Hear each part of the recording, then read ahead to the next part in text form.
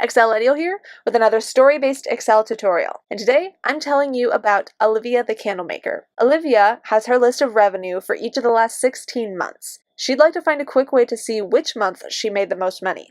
Olivia wants to find what months she was the most profitable and the least profitable. She can then use that data in next year's marketing plan. Here's the list of Olivia's last 16 months and the revenue that she made for each of those months. She could go through this list manually to find the revenue that was highest, or she could use the max and min functions. This will save her a little bit of time in terms of what she's looking for.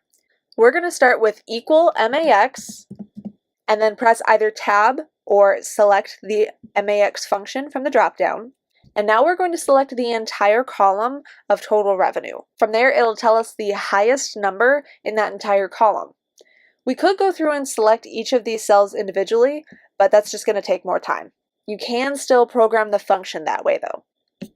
Now we'll hit enter since we've selected our data, and we can see that the max revenue that she had in each of these months was $939.43. So to find that, we can go through this list much faster and find the one month that had over $900 in total revenue.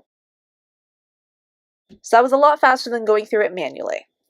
We now can pick the min function, equal min, tab, and same thing, we're going to select the entire column B so it'll find the lowest total revenue, but also we could select each cell. Now we're going to be able to go through here and find the month where her total revenue started with 1.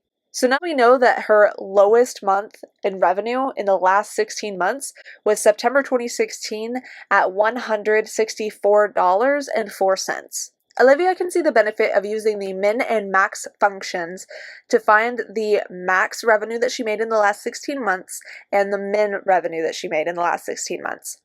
If you have any questions about the process, leave a comment in the section below, and until next time, have fun excelling!